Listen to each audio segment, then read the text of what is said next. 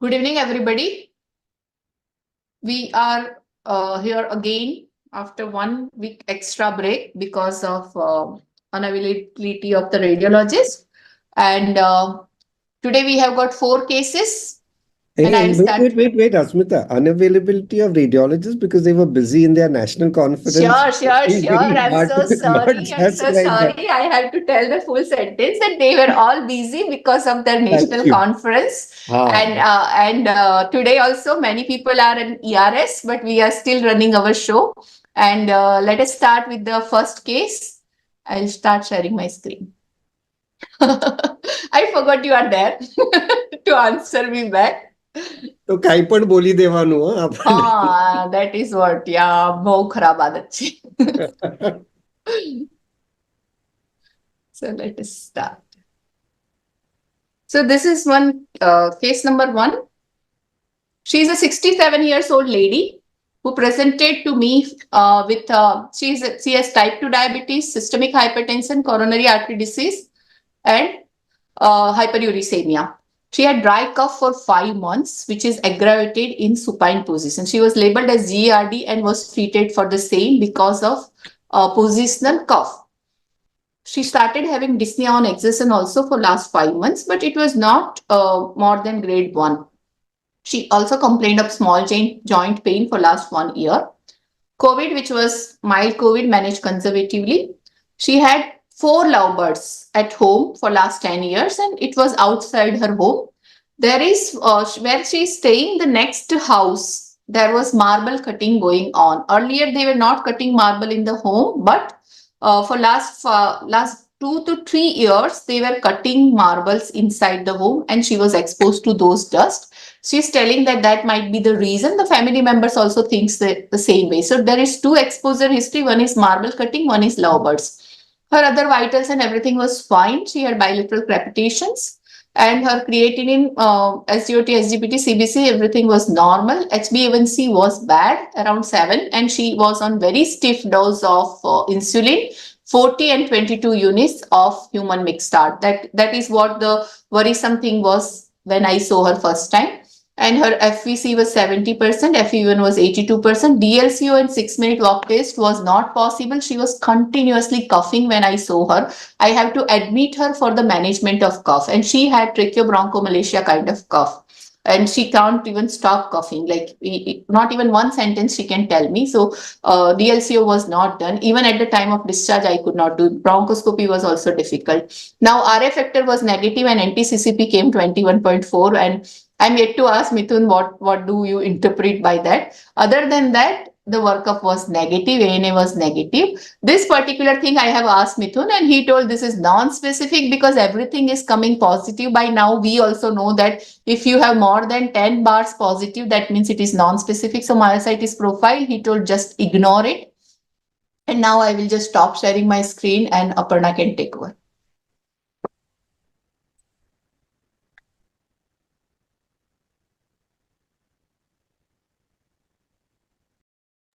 Are you able to see my screen?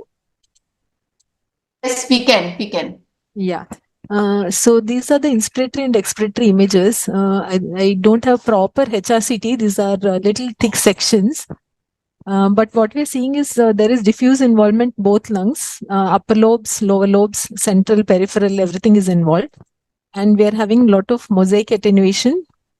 And when we see the inspiratory, expiratory, there are these kind of lobular areas of air trapping also. Fibrosis part, there may be a minimal amount of fibrosis where we can see some mild traction bronchiectasis, but the fibrosis part is not predominant.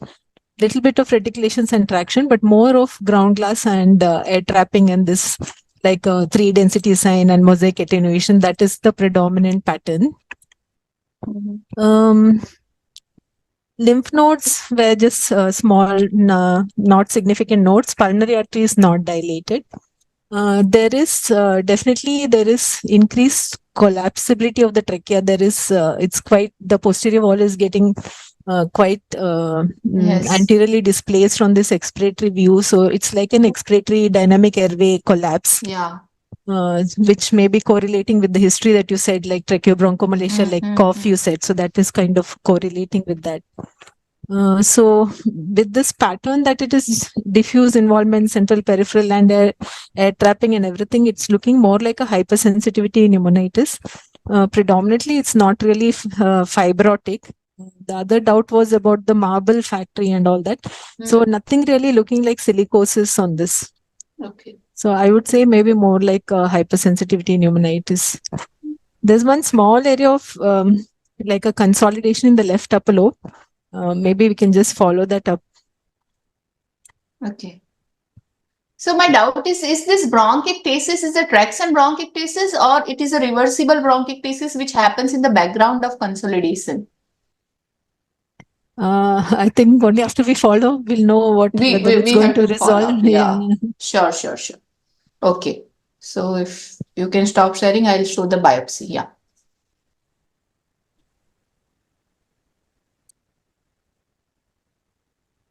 So as she shown, we could see that the bronchoscopy was also very difficult because she had excessive dynamic airway collapse and we had to put her on CPAP and convince her that she has to use it. Anyway, I was able to do a biopsy without creating pneumothorax. And Ritu madam, if you can just describe, this is the one slide. Do you want to say anything? Yeah, am I audible, please? Yes, you are audible. Okay, so this is a very nicely taken endobronchial and transbronchial lung biopsy. And at this low power itself, we can see that there is good amount of cellular interstitial pneumonitis. There is some amount of air trapping. And in addition to the cellular interstitial pneumonitis, there is fibrosis also of the interstitium, which can be seen. We can see this in the next higher power. If we go to the next image, we'll see that there are here again the air trapping is more. This is okay. The air trapping is more prominent here, and the these are the spaces which are showing air trapping. And in this further higher image, you can see that there is an aggregate towards the right side corner. There is an aggregate of lymphocytes and histiocytes and some larger looking cells, and leading to an ill-defined granuloma formation. But the next image which is there, the next picture which is there is showing more pink-colored, homogeneous widening of the interstitium. So with this, this is indicative of both fibrotic as well as mixed cellular inflammatory kind of a pattern which is there. It's an interstitial involvement. We can see some lining by some hyperplastic type 2 pneumocytes, but the predominant picture is that of mixed inflammatory and fibrotic type of interstitial pneumonitis, and that one ill-defined granuloma which we saw. This was confirmed. This is confirmed by the next slide, which is with the Mason's trichrome stain, where you can see the dark blue, which is showing the fibrosis which is there in the interstitium. And the next image is showing nicely the cholesterol granuloma. That means these are the multinucleated giant cells, which with this, this large empty area is there. That is the cholesterol crystal, which comes out as a negative image on histopathology, and it's marked by the orange arrow. And again, the next image, I think the last image which is there is also showing this large multinuclear giant cell with the cholesterol granulomas. Now, the differential here would be because cholesterol granulomas can be seen in both NSIP and in hypersensitivity pneumonitis. So, therefore, the histopathology differential here would be first a fibrotic hypersensitivity pneumonitis, and the second one would be to rule out on radiology. Would be an NSIP pattern, mixed cellular and fibrotic. Yeah. So my questions to the panel will be, do we have a consensus diagnosis? Then I have started her on steroids, but the family came back to me for the biopsy report and they told she is becoming very weak and all, and her sugars are going haywire, that sometimes hypo, sometimes hyper. So I'm worried about continuing steroids. So should I add right upon MMF or should I wait? And because there is a biopsy slide which is showing fibrosis, should we wait or always we want to label it as a PPF? And that's it, I think. Yeah, biopsy I already did. Mithun, there was anti-CCP 21.5. Is it significant? I'll show you that slide. Did you see that? No, I joined late.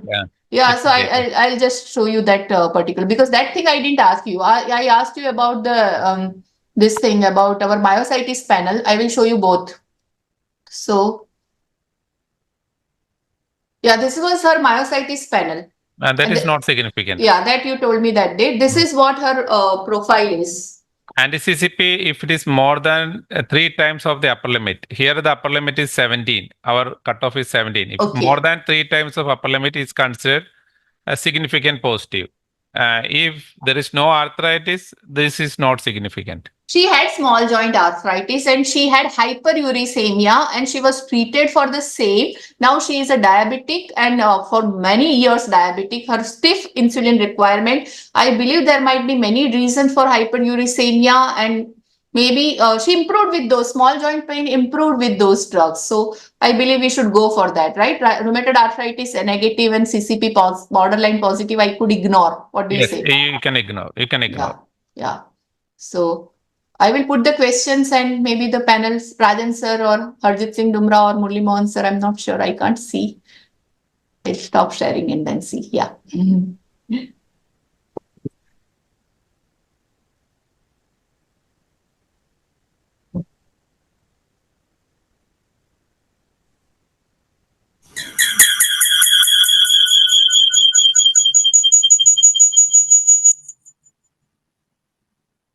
Yeah.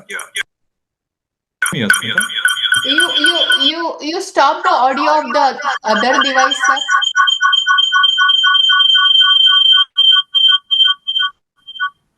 There's no other device on. There is, you are joined from 2 devices, sir. I can see.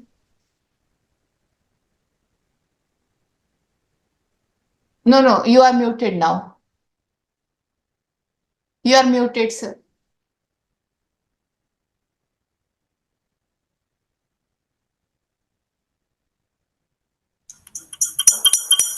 There is another device, maybe mobile or something.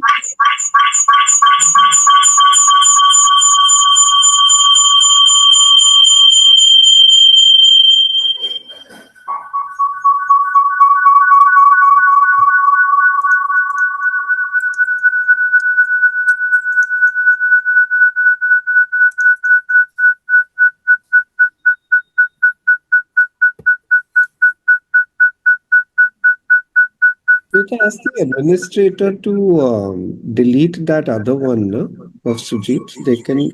Manish? So, hello? Yeah, just delete the other Sujit Rajan. No? I don't. In fact, I don't know how it's coming because my phone is off. That person can delete, can remove you from there. You have logged in from 2 devices. That's what is showing. Sir. Somehow, so. The admin can actually remove a person and they can remove the one where your picture is not shown. Yeah.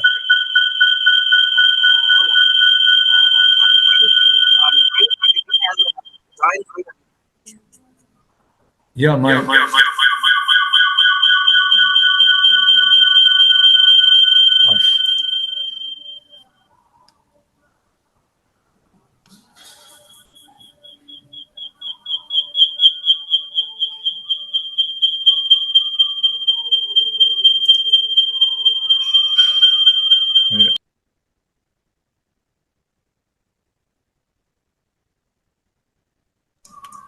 Okay, now you try. Now Better? you try, sir. Yeah. I did it. I did what the tech people didn't do. Okay. Sorry about that. No problem. So I don't know whether I would have biopsied the patient with lovebirds in that kind of a CT pattern, but you did. And now looking at the biopsy findings, I think there is nothing to suggest. Were there any granulomas at all, Ritu? Yeah, there was some in the image which you could say were ill-defined. Yeah, Is that- giant Poorly cells. formed. Poorly formed. Yeah. So I would definitely put this as fibrotic hypersensitivity pneumonitis and no other diagnosis here, Asmita. Yes. Unless you thought clinically there was anything else, because this fits into. I'm surprised she couldn't do a DLCO. She had a decent vital capacity. No. She was coughing, sir, for holding breath. Yeah. So she Sure. was continuously coughing. Yeah. Sure. And her walk test Walk is. test also they could not do because she was coughing. Then it will be like in OPD, it will be a big trouble. One person who is Sure. coughing, walking Sure. around. Sure. Yeah. So I would work with a fibrotic HP diagnosis. What's your second question?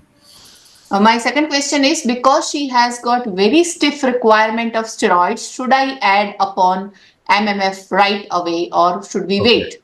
Why do you say she has a stiff requirement of steroids? 40 units and 22 units Mixtard and Lente in the night of 12 units. No, that's insulin. Yeah, That's insulin. a Sorry. stiff requirement of insulin. Yeah, Okay. insulin. Sorry. Yeah. Right. So what's the question? So should we add a steroid sparing agent right away? Because she doesn't have any, like now also they are telling that sometimes it is 300, sometimes it goes to 70. So they are also worried about the, like because of steroids, the way sugars are going. How much steroid are you giving her, Asmita? I started her on 40 milligram 2 weeks and then they came for the report. And that is why when I say. Yeah. I mean, if it's not made a radical, has it made a radical difference to her symptoms or cough or anything? Cough has subsided. I could not explain the other complaint which they started telling me she has become very weak. That is why I asked Mithun about myositis panel, which he told is negative. Yeah. So I think you bring down the steroid dose and get mycophenolate on as soon as possible, because if 40 milligrams has treated her, reversed her cough. Cough is reversed. I would get that down to 30. 20 every week, probably bring the dose down and get her on the full dose mycophenolate, especially with her diabetes. Okay. And the last question was... She's not young, she's 67. Yeah, she is so old. Be careful, yeah. And the last question was, because even biopsy proven fibrosis, Aparna was also, there was a doubt about some areas of fibrosis. So usually this particular discussion happens in our MDM that we add upon, there is a role of antifibrotic in only in progressive fibrosis, right? Yes. So you people always suggest me to wait for PFT and see for the progression. So we should follow that policy here also. I think so. Otherwise, you'll end up putting every fibrotic ILD on an antifibrotic, which is really not advisable. So 3 months PFT and to take a call on antifibrotic. Is it right? That's right. There is no rush to do that because she'll be lifelong on it. I mean, she's not young, but having said that, even at her age, why would you want to commit her to a lifelong drug in a hurry? So MMF, we have to add that I'll do. Harjit, you are there, Dumra? Dr. Dumra? Harjit is there, but he's somehow, he's there but not there. So yeah, even Sajal, even Sajal told me that he is going to join. He also didn't join. If you can drop a message to Sajal, I will. Okay, I'll move on to the next case. We are already 5:25.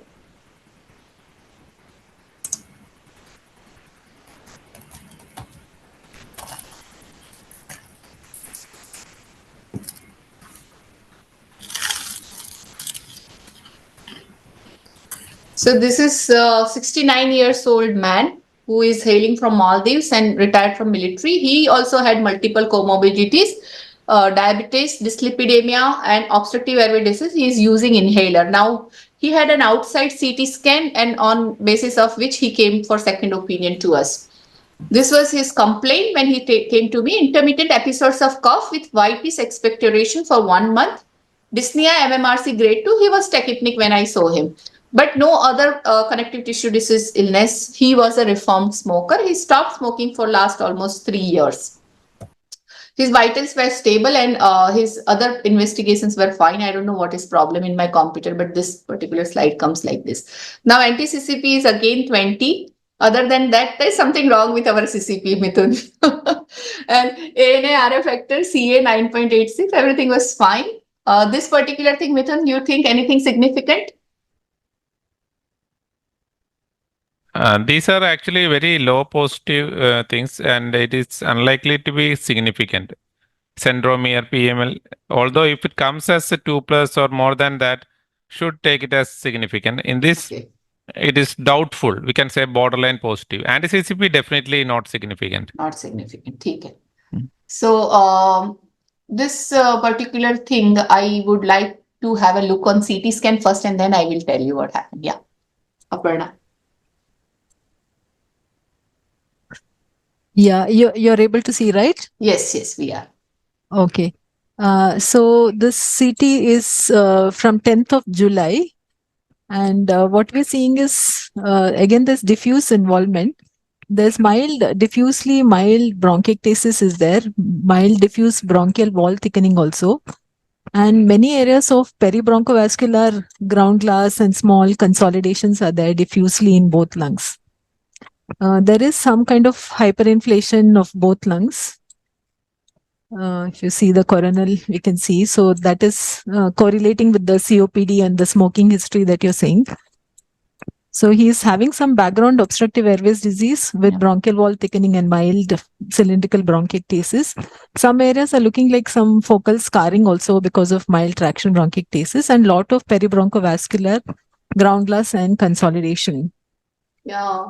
So yeah, yes. The problem was now this particular CT was labeled outside, like it was done in July. The reason I didn't repeat is his X-ray and my X-ray was correlating. So I didn't find any benefit of repeating one more CT scan. So it was a good quality CT. Then the examination wise, he had clubbing and I could find bilateral crepitation. So my doubt was, am I dealing with something coexisting ILD or something? But surprisingly, when I did bronchoscopy, it was showing purulent secretions starting from vocal cord, trachea, everywhere. So this particular peribronchial ground glass opacity, which I was confused about, is it ILD or not? That was the only reason that I have put this case in discussion. So because there are something called bronchocentric and all those things. So how do you define this particular? Because that is why I put this particular CT scan. So if we can go to HR and just explain that, do we think this ground glass opacity, which was surrounding, after seeing bronchoscopy, I decided against doing biopsy because I felt that it might be just surrounding area of infection or something like just before I go into that, before I forget one point, in the supraglottic area also there is some mild narrowing and some edematous mucosa. Okay. But you would have seen that on the scopy, I guess, and maybe that was what he you had said. a bad OSA, actually. That's what I felt, because like when we do bronchoscopy and all, I'm not telling that is the best case to diagnose OSA, but we sedate the patient and we can, because I do under conscious sedation. So most of the times I don't remember I saw any obstruction there.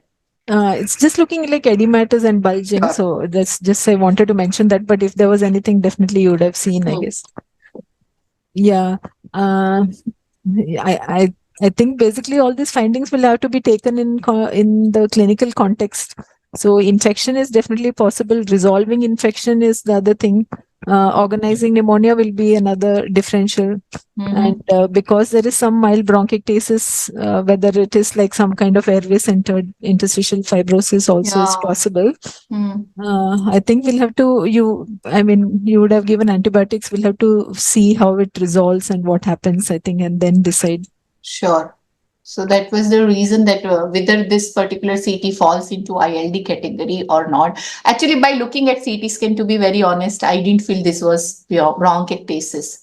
Well, it doesn't fall into classical now because it is central, isn't it? It's not going into periphery also, like most of the thing. No, like if you see these areas, you can see the mildly, see this. These are the ones. Yeah, but it's more central, I agree. Yeah, that was, and then because there was a ground glass opacity surrounding it, that made me confused, and I was like, okay, this is ILD kind of. So I have put this particular discussion because of that only, that this kind of CT scan should we take as ILD or not? And definitely, I believe that repeat CT scan is required to see whether it resolved or not, or I have to go after chase it, right? Yes.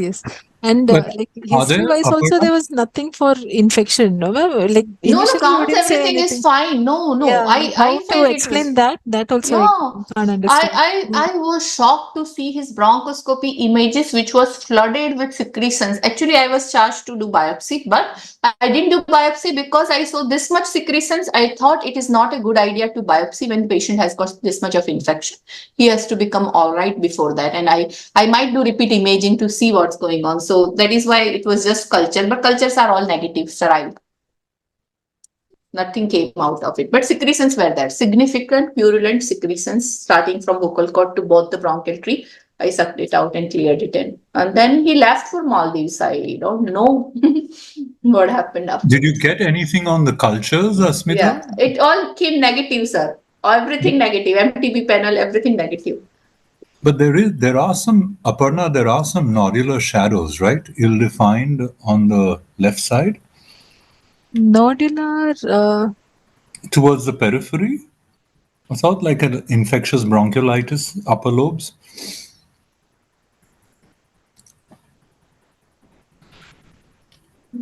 Not really, sir. It's the No? same things that whatever is peribronchovascular ground glass, Sure. similar things.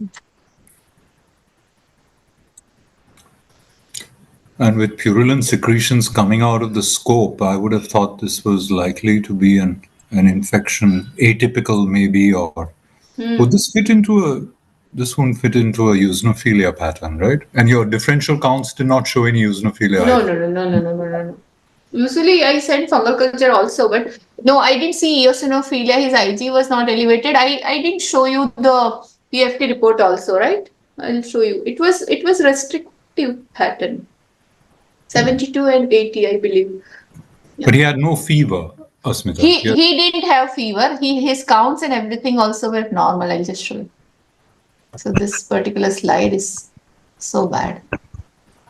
So this is his CBC, everything was normal, sir. That is what I remember. And then he is diabetic, so he was on this medicine, ICS LABA, and Montelukast was given by that doctor in 72, 74. That is what his FE1, FVC. After I was planning for doing DLC, but after seeing his bronchoscopy, I thought, okay, I'll do it later because he's so having so much secretions and all. So I didn't do that. So the question is it ILD or bronchiectasis? That was the first question, that where should we put it? And do I need to do repeat CT to see peribronchial GGOs get cleared or not? And do we need to repeat bronchoscopy or biopsy for this gentleman, as current FOB was all purulent secretions, and I thought against doing biopsy on that particular time. So if the images are still showing it, we should do, right? That's what you are saying. Yes, ma'am, for your first question, I think there is definitely an OAD component and bronchiectasis component. Okay. And the second question, I think we have to repeat and see, and then if there is repeat after residual, 6 weeks. Yes, 6 weeks, yeah. But he's taking some antibiotics, no, ma'am? No? Yeah, I started him on antibiotics. Yes. Yes, very IQ. Yeah. Harjeet, your thoughts? I was not part of the initial discussion, so I just logged in. But what I feel is that, is there a probability of something in the background and then superimposed acute viral insult? Because usually these kinds of ground glass opacities would come up with acute processes. But the secretions obviously should not be a part of that acute process. So he has to have been carrying a background of OAD, which might have flared up leading to secretions. So I was thinking in terms of a background OAD, which could explain the secretions, and he must have landed into an exacerbation, and the ground glass opacities would be pretty acute and fresh. Yeah, the problem is now, Harjit, this particular CT was taken in July, and I am seeing him in somewhere in August. So there was 1 month gap, and his complaint started for 1 month only. So by looking at his CT scan, I felt, okay, I don't need to repeat. So if it was some viral infection, don't you think it should have gone by that? And purulent secretions unlikely in viral infection. What do you say? Yes, but if it is 1 month down the line that he has had purulent secretions, then it's possible that the OAD component, which is again difficult to be 100% sure about because the PFT is restrictive. So frankly speaking, with a restrictive loop, I can't stamp it as OAD. there is a remote possibility of him having bronchiolitis, but again, that should have led to some symptoms in the past. So I don't think we have such reasonable justification to label it as background OAD, but the bronchiectasis is not significant enough to explain the volume of secretions. So it's a mixed bag kind of stuff.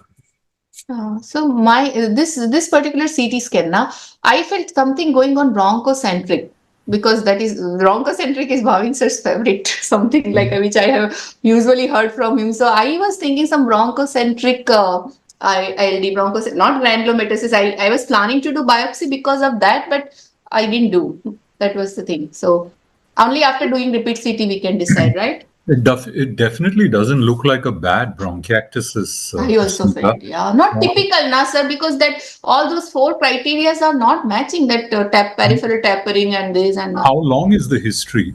Asmita? 1 year. 1 year. He stopped smoking for 2-3 years, and 1 year. And this was like outside. Radiologist has reported it as a ground class obesity, interstitial lung disease. And then I saw clubbing and crepitation, and I got carried away. Oh, he's clubbed also? Yeah, he has clubbing. Okay. Does he desaturate on exercise? I know he was He's not shown us a DLCO, but does he desaturate on exercise? Because that will give me some leverage to start thinking of an interstitial process. I don't think I did 6-minute walk test. I'll find out. I'll find out in between. I would also. Sorry. No, go ahead. Sorry. No, I would also probably get his lung volumes done. Yeah, definitely. When he settles after this. And I mean, I just thought this was looking like some superadded infection, some infection going on the top of a background airway disease, which is, anyone's guess how bad that airway disease is. But he's been symptomatic since a year, but managing his life. Am I right, Asmita? Just cough, right? Any breathlessness or anything? So what doctor came to me and told me that he is continuously coughing day in and day out, and that is the reason she brought him to me. And breathing difficulty, he can't carry on his daily activities. He has to stop in between. So it was amounting to MMRC grade 2 to grade 3. And 6-minute walk test, I'm not sure why I didn't do, but I'll check on that. Yeah. Has he moved to e-cigarettes from tobacco? I didn't ask that. He told he stopped smoking. Mostly this people, do hookah also, sir. 69-year-old trying e-cigarettes is a little rare. No, but often they taper from. So I have quite a few school friends who've moved from tobacco smoking, and they're all touching 60. So, 5-10 years here and there, it's okay. So they've all migrated to e-cigs, right? Okay. Because they find that you still get nicotine delivery, but you avoid the rest of the stuff that comes in a cigarette. So my question is whether there's an ongoing EVALI-like problem, in all of this, because that can present with all of these features as well. So, you could have a respiratory bronchiolitis component, you can have some lung injury still happening if there is still exposure to any inhalational injury. So just a thought. Yeah, they are going to mail me. They are going to mail me because his ANA and other reports were awaited. So I will ask it, sir. Any history of hemoptysis, Asmita? No hemoptysis, no. In this particular cut, it looks like bronchiectasis. Now, only my problem was why it is not in periphery and in the center. So it's not looking a bad bronchiectasis. Not bad bronchiectasis. I don't know. Why at this age? Why should it start at this age? And I had many. Yeah, here maybe a little freestanding bronchiectasis there in the upper lobe. ABPA workup is negative, right? I'm not sure I send ABPA workup, but I can do that. Yeah. And your AFB cultures are pending or are they negative? So MTB panel includes gene expert and AP smear and AB culture. So this expert and smear has come negative. Culture will come. Till now it is negative. Because I would be suspecting NTM more than MTB here, if at all. Okay. Sure. So Aspergillus specific IgG I will be sending, and I will be waiting for AFB culture, and I will be asking history of e-cigarettes and repeat CT scan. Repeat CT scan actually I suggested that we should do. And that they told that either they will come back or they will get it done and forward me the images. So we don't have answers. Okay, we'll move on to third case. The bronchiectasis is a little better defined here on this image here. This curve. Is there emphysema? It's isn't it, sir? There are some. Yeah, it's definitely looking hyperinflated rather than. Yeah, it's hyper. Yeah. Okay. But you know, it says this patients come like a bolt out of the blue, right? You have one spirometry and you have one CT and a 1-year history. So you have to really rewind back to think what's happening here. No, this particular CT was only because I felt like I could not diagnose bronchiectasis. So I will put it on discussion that I confused bronchiectasis with ILD, and that was the reason that this CT and this case was put for discussion. But now you all agree that it was not that easy, right? Okay. We will move on to next, sir. If you are. Yeah. Aparna, you wanted to show something or you stop sharing? So I'll show the third images. I mailed you the images. If you could open it, you open it. Huh? Shobha madam's cases. Just see. Yeah, sure. Okay. Thank you.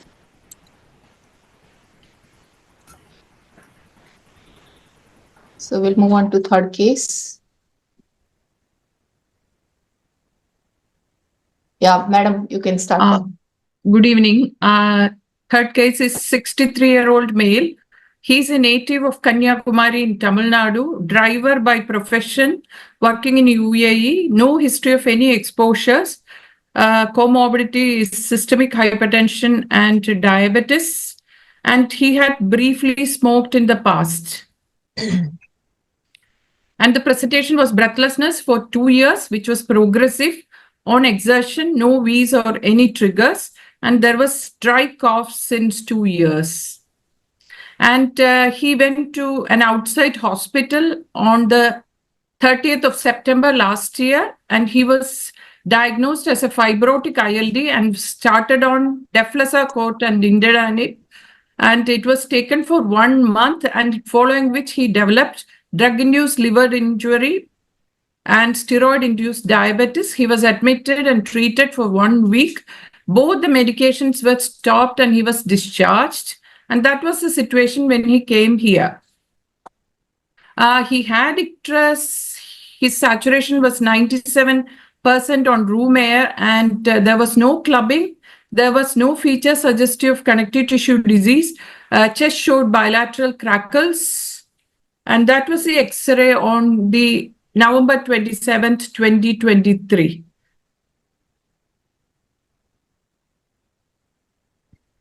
Madam, sorry, this patient is Swami Das or Uday Kumar? This is. Sorry, I could not hear you. Swami Das. Okay, okay.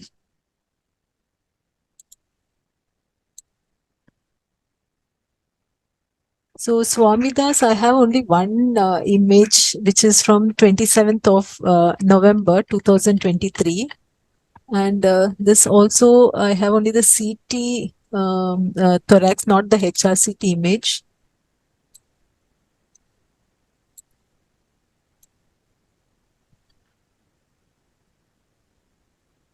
So on this, what we are seeing is there are a lot of patchy ground glass densities, and intervening, we are seeing some areas of sparing and probable like geographic areas of air trapping. There is a slight lower lobe predominance, but some upper lobe involvement is also there. In the upper lobes, there is both central as well as peripheral involvement. Some reticulation, some ground glass, and intervening, there are areas of sparing and some lobular areas of air trapping. So I'm considering like whether it could be like NSIP or NSIP-OP overlap kind of picture. Okay. There are no nodes and the pulmonary artery is not dilated. But there was some, cardiac enlargement was there in the X-ray, that's all.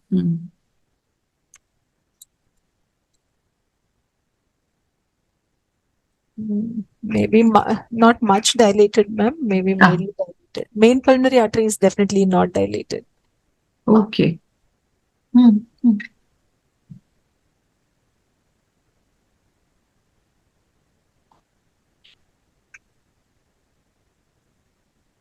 So it is looking like NSIP or NSIP OP overlap. Okay, overlap. Yes. Right. Yeah. We went ahead with this CTD workup, I think. Just stop sharing, Aparna. I'll share my screen. Yeah. Yeah. Yeah, this was the PFT on December. FVC was 1.03 liters, 30% predicted. DLCO was 11%, and he walked the 360 meters. There was desaturation and severe dyspnea. So that was the picture in December. And yeah, CTD workup is there. I think, yeah. RA factor is negative. ANA 2+ nucleolar. ANA profile is negative. And anti-myositis, if you can just show me the panel result. Next slide is that, I think. Yeah, which showed NXP2 and SAE1 positive. Dr. Midun, you are here. Can you comment on this? Hi, ma'am. Hi. Yeah, usually this myositis specific antibodies, both SAE1 and NSP2, both are myositis specific antibodies. It said that it should be mutually exclusive. That means if one is positive, other should be negative. Oh, right.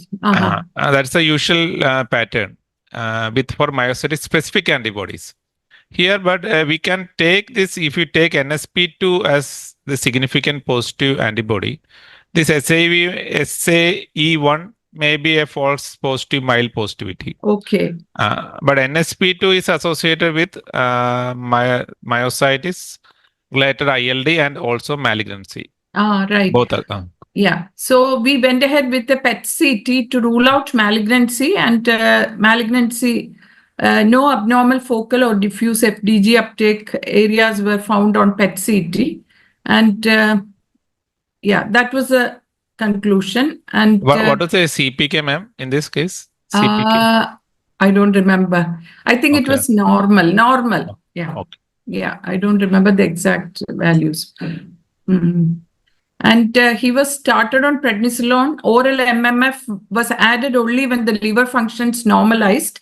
He had good symptomatic improvement with the above management, but as usual, lost to follow-up, defaulted treatment after 6 weeks. He went completely off medications. He went back to UAE to continue his driving assignment, and he presented back in August 2024 with complaints of dyspnea and cough for 1 month duration.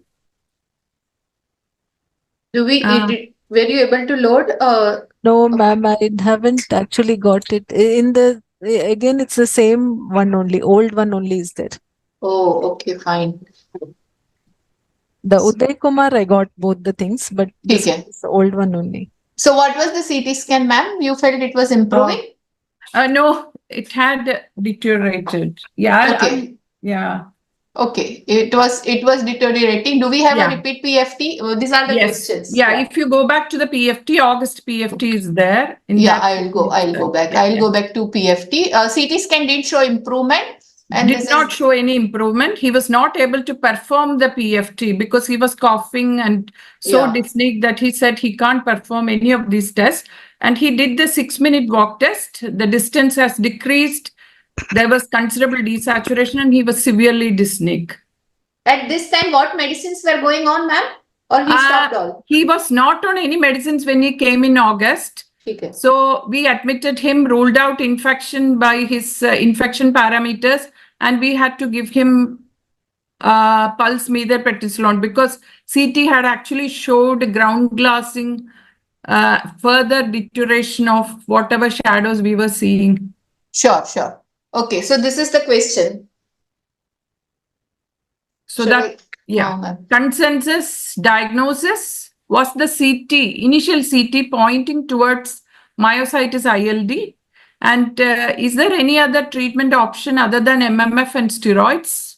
And what is the prognosis? These are my questions.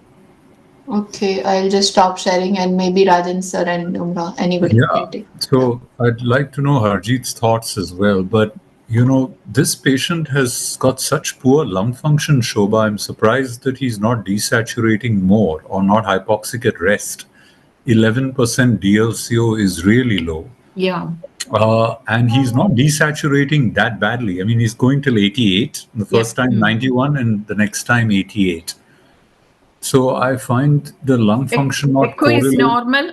Echo is normal. And echo is normal. There was some suggestion of cardiomegaly in the X-ray, but nothing in the... And his pro-BNPs were okay also. Oh, normal. And he obviously was prescribed an antifibrotic in the beginning. I'm not sure why, but he reacted to the steroid that time. And then he was given steroids and antifibrotics. Steroids pushed up his sugars, you said, right? Yeah. And the antifibrotic created liver issues. Clearly, this is an OP-like pattern, organizing pneumonia-like pattern to me. And I would definitely give steroids and repeat lung functions to see what we have gained. I would expect good gain here with that first scan. What the second scan is showing, if it's showing predominantly ground glass, that means it's predominantly a reversible component here. Yeah. What's the time gap between the two scans, Shobha? It was in November 23. This is 6 months off treatment. He was completely off treatment for 6 months.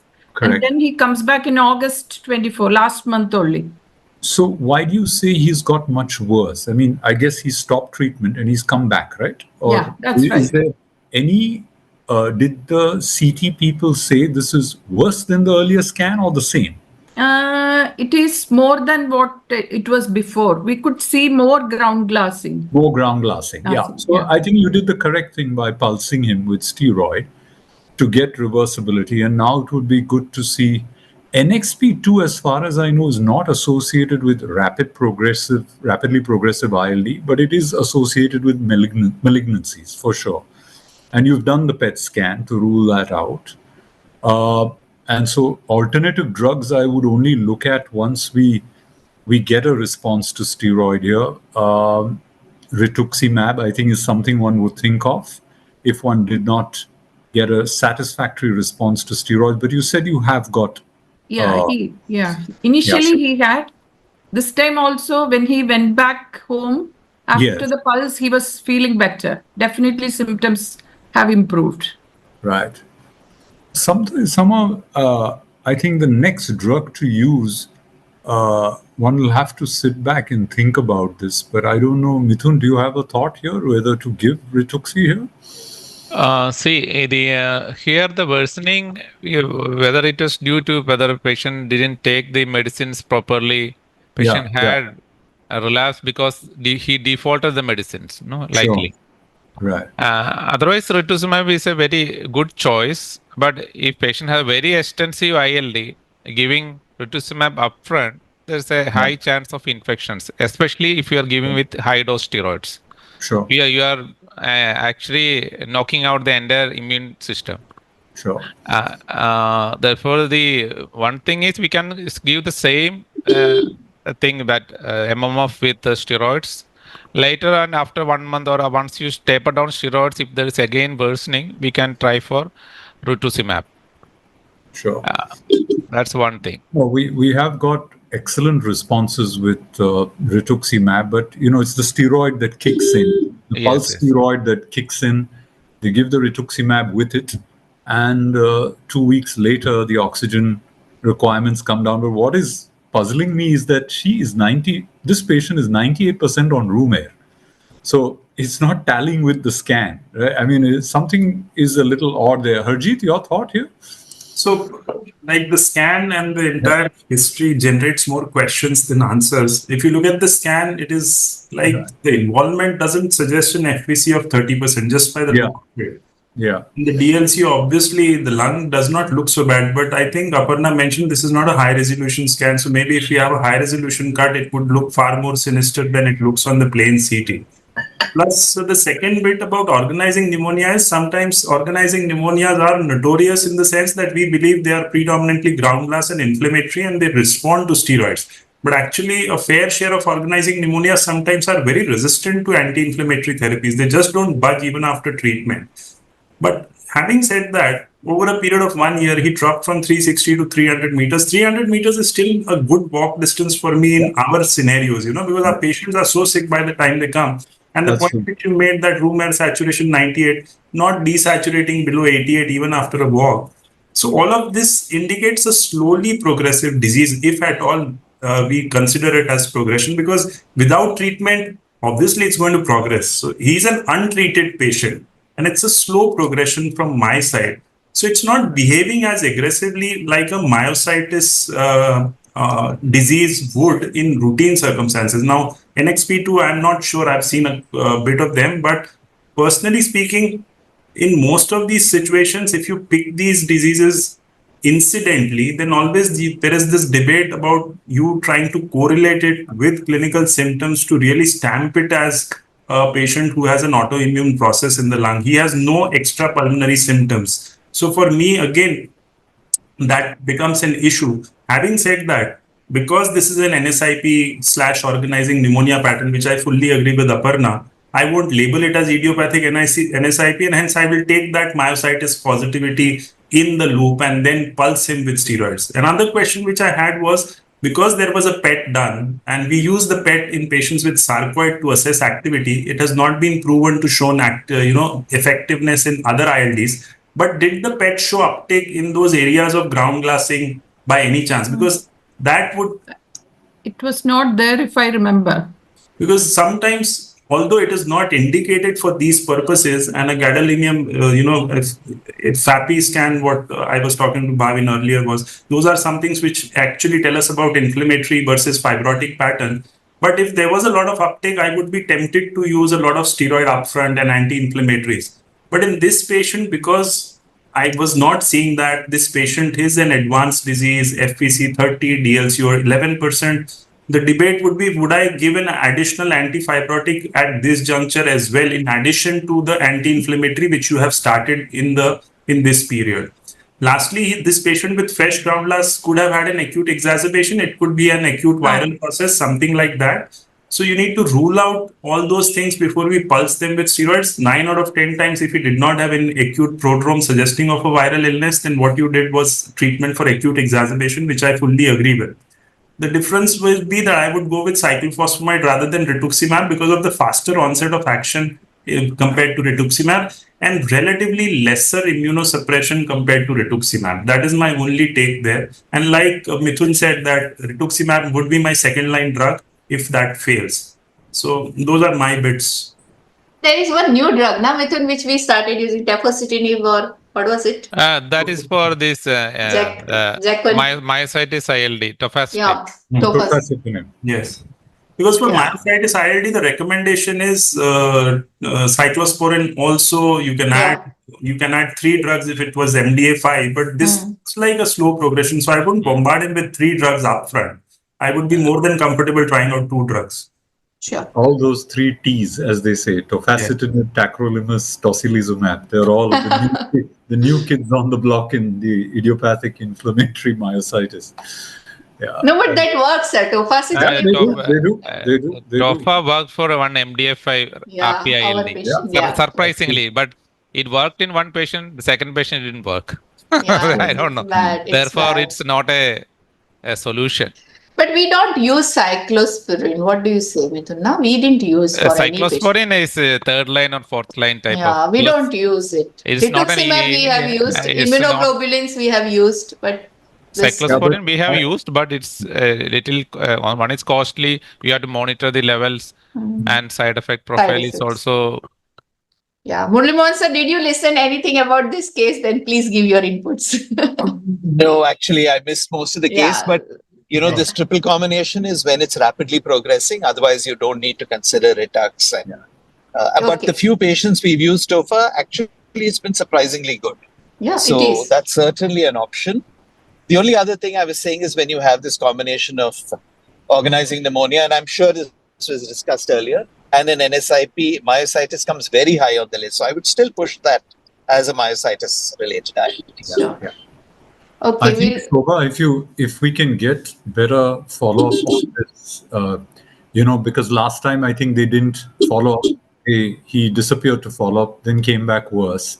So I think it'd be great if we can get follow-up, and if he'd be able to do a full lung function then. And see how much FVC and DLCO you've gained, and then sit back and take a call on, cyclo, mycophenolate. If he's significantly better, probably myco would be enough. I have started him on mycophenolate. Sure. Did he improve with pulse steroids, ma'am? Yes. Yeah. Yeah, by the time he was out of the hospital, he felt really better. Okay. And he was discharged off oxygen. Yeah, discharged on steroids and MMF. Sure. And, so that's some of that 11% DLCO and a normal oxygen saturation. That's somehow just not tallying. I'm finding his FEC and DLCO really low. Yet this man the lowest he drops to was 88. These patients we see dropping to like low 80s, below 80 usually on a walk. I don't know what you feel, Harjeet. Definitely. I was just also thinking whether there was some neuromuscular component to this entire process, because he didn't blow too well, whether the myositis in any way contributed to the effort, because that 30% FVC was far out of proportion to the CT picture. And I didn't see a lot of emphysema on the CT for me to start thinking in terms of, and the smoking history was also very little. So that FVC was disproportionately low to begin with. So whether there was any muscle involvement contributing to the restriction. Hey, Aparna, can you please go through that CT scan once more? Because I remember Athol Wells sir telling me tiny lower lobes. That is what is classical of this thing. Myositis related ILD. Was it tiny lower lobes? Tiny, sorry ma'am, what was lower lobes. Okay. Also, his CPK was normal. Normal. So this is an amyopathic myositis. Yes, most likely. Most of these patients are amyopathic. So that's why they don't present with the classical symptoms of muscle weakness in most cases. So that's true. Nothing specific like that, ma'am. Okay. It's but it's having some lower lobe predominance. Yes. Sure. Dr. Aparna, can we see a sagittal view of this? Yes, sir. It's not very good because these are thick sections. Yeah.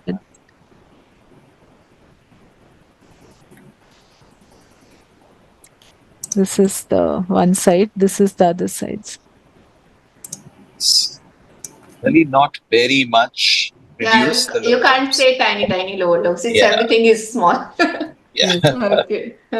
The other thing is you have to be very careful about the 6-minute walk distance, because I'm just coming from seeing. Hello. We lost you, sir. Okay. I think I'll share my screen. Is charging ahead at 5 speed. So a lot depends on how much they want to walk and, show it. So sometimes you can be misled by the 6-minute walk. That's a good thing to know. So I'll just share the screen for the last case. We are already 6 o'clock. Madam. Yes, 59-year-old male. He's a resident of Tripunithura, that is near Kochiolli. He works as a security guard. He's a reformed smoker. He stopped only 4 months back. Comorbidity is systemic hypertension. And he presented to AIMS in December 2023 with productive cough since 1 year, progressive breathlessness since 1 year, progress from grade 1 to 3 MMRC. And he has a pet dog in the house for the last 6 years. He had pigeons in the house for 4 to 6 years. That was about 8 to 10 years back. But at that time, he had no symptoms. Again, he had exposure to pigeons at the workplace since 3 years. Now he's not exposed to the pigeons. And he had 3+ clubbing. RA factor was positive. ANA 2+ fine speckled. And ANA profile was negative. And these are his PFT. So it ratio was 0.81, FVC of 1.75 liters, DLCO was 15%. He walked 360 meters. There was a desaturation from 94 to 82 with 3+ dyspnea. That was when he came in. And yeah, if I can have the CT. Yeah, 1 second. I'll just stop sharing. Okay, Aparna. Yes. So this one's we have 2 CTs. This is on November 2023 and this is in August 2024. Again, one of it is HRCT, one is not HRCT, but we'll see whatever we can. So this is the initial CT. So we are seeing ground glass reticulations, traction bronchiectasis, and it's very heterogeneous kind of involvement. Some areas are involved, some big areas are completely spared. So upper lobes, there is significant involvement. And again, there is some big area of right middle lobe, which is completely spared. Lower lobes, superior segments are involved, but the bases are relatively spared. But in the bases, there is some mosaic attenuation with some lobular areas of air trapping. Pulmonary artery is very much dilated, 36 millimeters. Not much of RARV dilatation. There was a small paratracheal node, this one, which is around 13 millimeters. Maybe it's just a reactive node. Yeah, those were the main findings. Compared to the previous one, the present one in August, there's little difference in the technique, but it's more or less kind of similar. So whatever looks like little increased density, it may be because of the difference in technique, but the distribution is same. And there's not much worsening in the fibrosis also. It looks almost similar. So you think there is no worsening CT-wise? Okay. Yeah, I'm just saying within whatever I can say. Yeah. Okay. I would like to go back to the PFT slide and. Yes, ma'am. Aparna, can you show us the coronal sagittal cuts of that first scan, if possible? Sure, sir. And there are no inspiratory, expiratory phases? No, it was taken before we saw the patient, so we have not got expiratory cuts. Sure, ma'am. This is the coronal. This is of the first scan.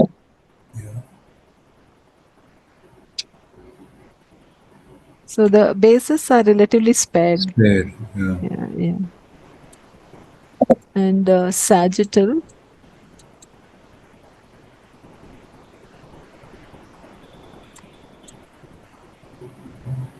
Again, there are like big areas which are completely spared. Again, the bases are spared. No fissural nodularity, no, that you're seeing? No, sir. No. The second scan, to my eye, looked more fibrotic, but you're saying that the imaging was different quality. The acquisition was different, right? Yes. Basically, these are thick sections. These are not the proper HRCT. Sure. So I'm not very sure, but it's almost same, I think. If at all, I don't know whether the ground glass component has slightly increased, but I am attributing that to the thicker sections. Right.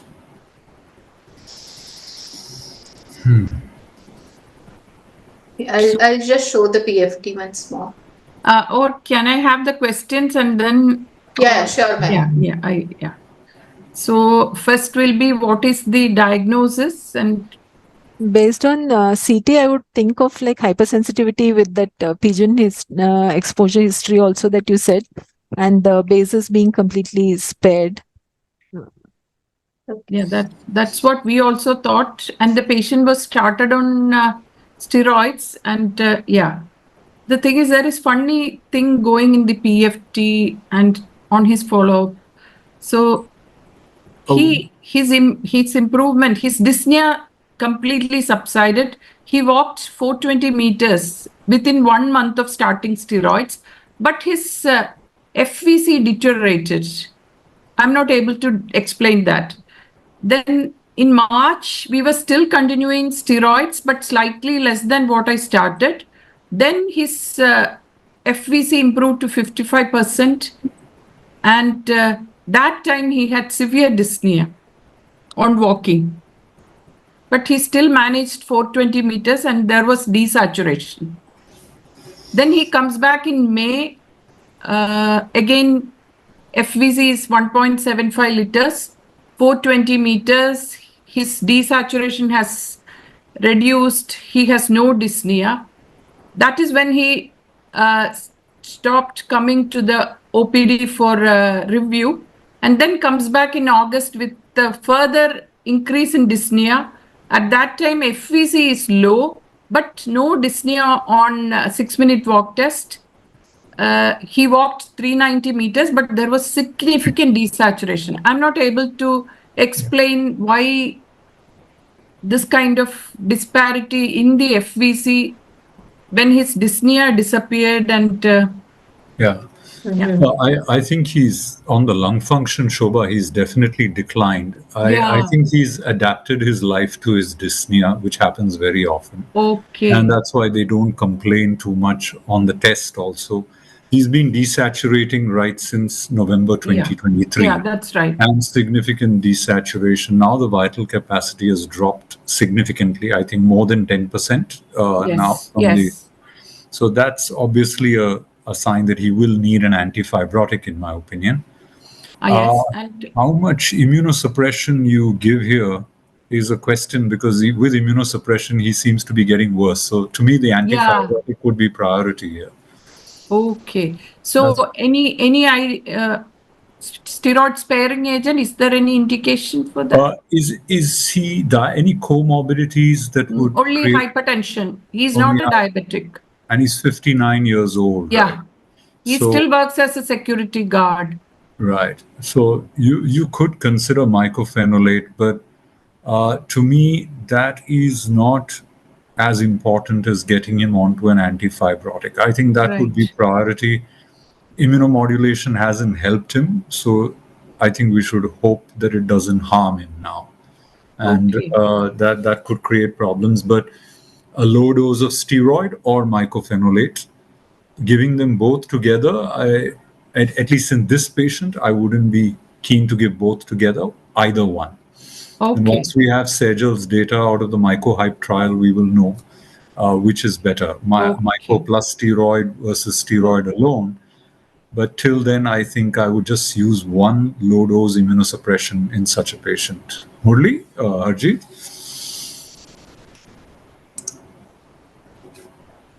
The first bit is that the fluctuations in the PFT, this gentleman has been a smoker till 4 months back. So that's component of airway disease contributing to the fluctuations with acute worsening in the airway component rather than the ILD component, because the ILD looks pretty stable on the scan.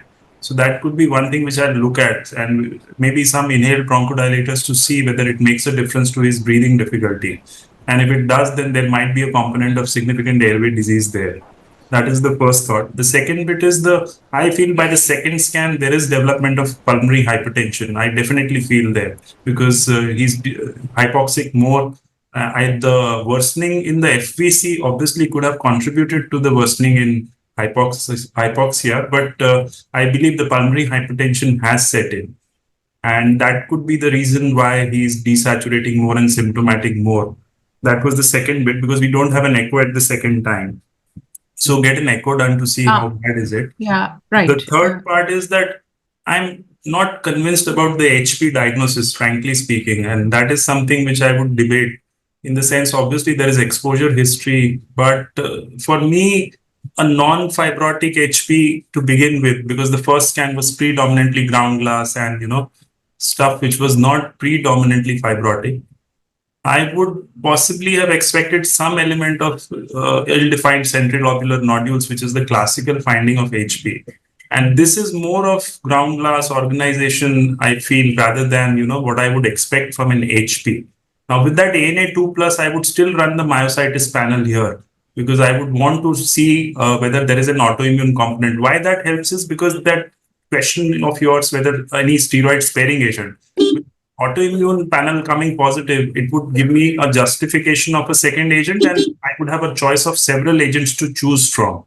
So, and that possibly would be a clincher for me if I get some positivity on the autoimmune process. I fully agree about the antifibrotic at this juncture because he's lost FVC on steroids, and now he's in that borderline zone where I would not wait and watch too much. So even if his FVC improves after giving steroids or maybe an anti-inflammatory agent, the antifibrotic still should be pursued aggressively because he's behaving more like a fibrotic process rather than an inflammatory process. He's worsening on steroids. So obviously that helps. Okay. Yeah, so I partly agree with Harjeet. Not on the diagnosis. I still would put HV as my first diagnosis. Upper lobe involvement, low fibrosis in the beginning, history of exposure, and that very variable appearance. I would really have liked to see a inspiratory, expiratory film, see if there's air trapping. And I still think it may be worth persuading to have that done. The second point on why he's worsening, he said pulmonary hypertension, totally agree with that. I think that's, very high on the list of possibilities. And that's the first thing that we need to rule out before we embark on, a second agent and so on. But I'm more inclined, and I would completely agree. I think we should also rule out an NSIP. You were starting to see some central traction dilatation. So we should rule that out. We should do a myositis profile. So I don't think the diagnosis of HP can be taken for granted, though I still think that would be top of my list. And last of all, I know there is no evidence for prednisolone alone versus prednisolone with MMF yet, but our own experience has been that you can bring down the dose of steroids, and that, to my mind, completely without evidence is still justified with careful monitoring. And last of all, I check whether this chap has had, again, some exposure to pigeons, which has again made him worse. So that I would, that's history. And I would like to ask him, is there any way you got exposed to this again? Yeah. So last time I discussed one security guard who was working somewhere in Gulf countries, and he was doubling as a cleaning staff. And he told me that the flat which he was working, there are many pigeons. So maybe it will be worth asking that question, ma'am, because there was his job was security guard. But when I specifically asked that, do you have any exposure? Then he told, yeah, he does a cleaning also where lots of pigeons are there. So what sir told is correct. And yeah, we didn't send myositis panel, and we can repeat the echo also. Those things we can definitely do. If I think I must have sent the myositis panel. Then it must be negative. Yeah, it must be negative. So it has not been put because that is our standard workup that we send myositis. Yeah, that was why I checked it again. That myositis panel was not there in the slides. So maybe we can cross check with that. And the treatment part, can we have a consensus because everybody is having difference of opinion. So madam will get. So steroid has to be continued and steroid sparing agent in the form of MMF has to be added. Is it right? Yes. Antifibrotic. Antifibrotic now. Yeah. Okay. Ambulatory oxygen. Rehab. St. John's. Okay. Yeah. Right. And rehab, and he's may have to be counseled on transplant if you have that option. But these are patients who, if they can afford it or have access, we would counsel for transplant. Sure. Just anecdotally, we have a very senior orthopedic surgeon, one of the leading orthopedic surgeons in the city, who had classic hypersensitive pneumonitis, Ravi Mehta's patient. They even did a biopsy, and that was very strongly suggestive. But he swore that he was not exposed to pigeons or other birds. And then after the diagnosis was reached, he sent them photographs. His house is filled with all kinds of exotic parrots. And he had to wait till his biopsy was done, and they were insisting, no, this is HP. And then he sends him these pictures. So even senior doctors, you cannot rely on to give you a good history. No, you asked for pigeons, na sir. You didn't ask for parrots. They asked for birds. No, in fact, when Shobha put up he had pigeons in his home, I thought he had pet pigeons first. Oh God. Yeah, it's all.